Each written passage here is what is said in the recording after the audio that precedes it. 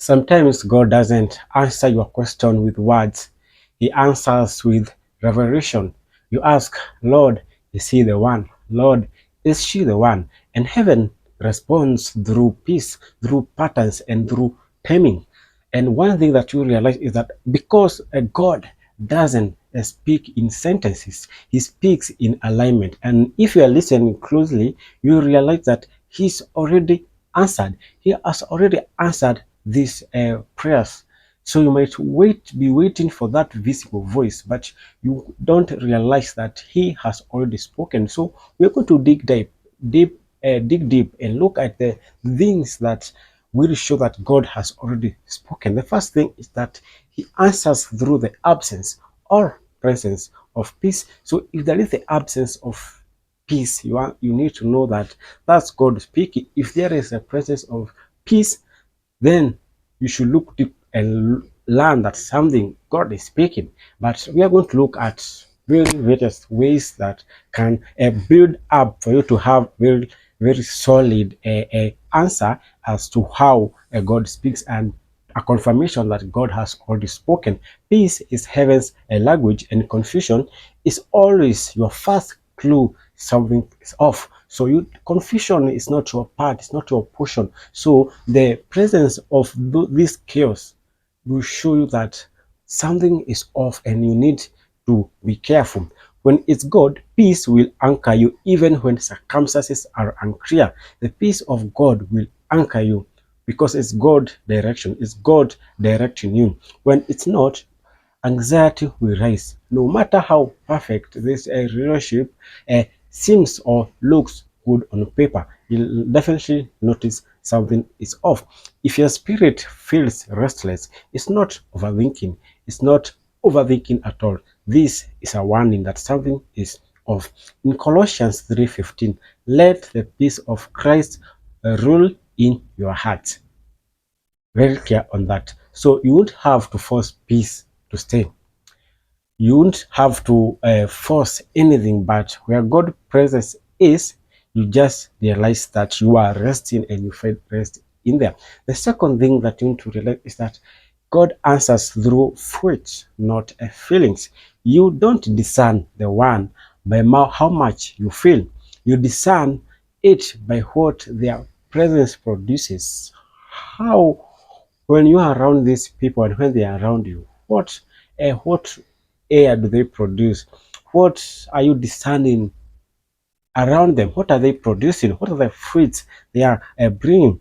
Do they bring clarity, or do they bring confusion where they are around you? Accountability, are they accountable?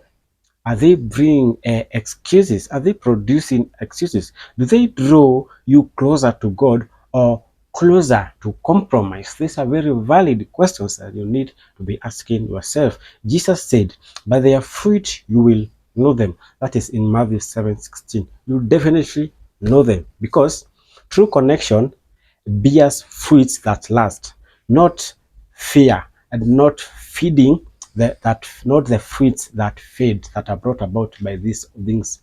If being with them constantly costs you and costs your peace, cost makes you restless, God God has already answered about it, and you need to listen very careful.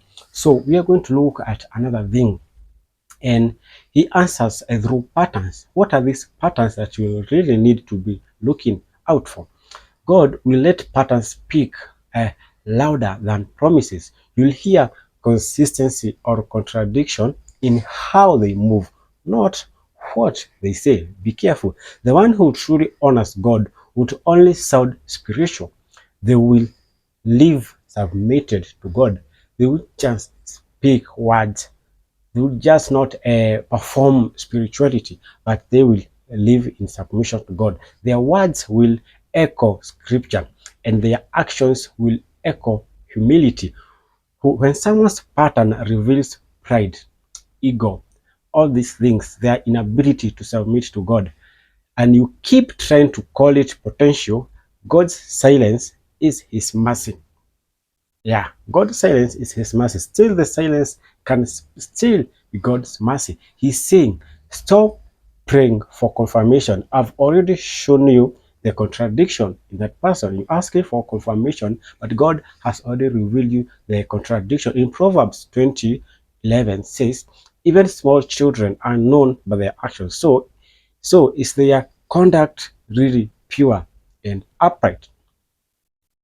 Something you really need to check on. So the other thing is he answered through timing. What do I mean by this? When God is in it, alignment flows, not force. You don't have to beg. You don't have to, it's not manipulation. There is no all this that are happening. You won't have to manipulate or convince, but their fruit shall bear. The timing shall bear. This alignment that the two of you will have.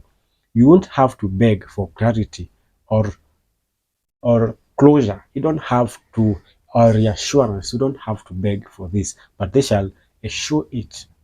Sometimes the delays that looks perfect because God knows you are still being perfected. In Ecclesiastes 3:11, He has made everything beautiful in its time. So in its time, everything shall come into its manifestation in the way God planned it to be. If it's truly from God, the timing will confirm what the heart for you can already get and articulate. The other thing that you need to understand is that God answers through your growth in the waiting. So before God gives you the right person, He'll make sure you become the right one. So it's not about the other person. It's even more about us. Have we grown? Have we submitted ourselves to be taught, to learn, and to grow, so that when we get to that person, we don't pour out our frustrations, our traumas. So there is this healing that comes from God that is needed from the both of us. You'll notice that the deeper you go with Him, the less impressed you become by surface level connection. This goes both ways. So the moment that you spend time with her, you spend time with him, you are less impressed by those moments, but there is a connection that God really give you. You'll start desiring peace over passion, purpose over presence, and calling over chemistry. All the things you won't matter at all because you have the right fruit to discern what this really person wants and is. Are they bringing a calling, purpose? Don't look at chemistry and all these things. That's how you know that your heart is maturing. When you identify these things, you'll know that you are maturing. You'll stop asking, is he the one? And starting asking, is this from you, God? So these are the things, because in Psalms that 7:4 says, take delight in the Lord, and he will give you the desires of your heart.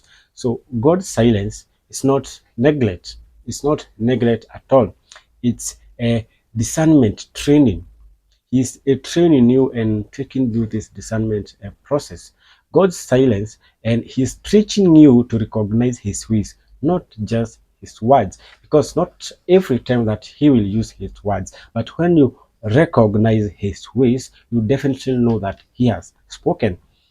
When it's not him or it's not her, you will feel heavy, even if it looks holy. When it's him or it's them, you will feel peace, even if it's still unfolding. That peace comes with it. So the next time you ask God, are they the one? And heaven seems quiet. You need to remember this.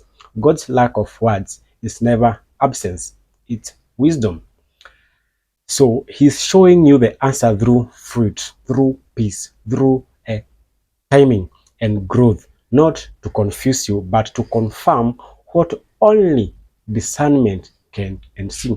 Because when it's truly God, you won't have to chase a sign.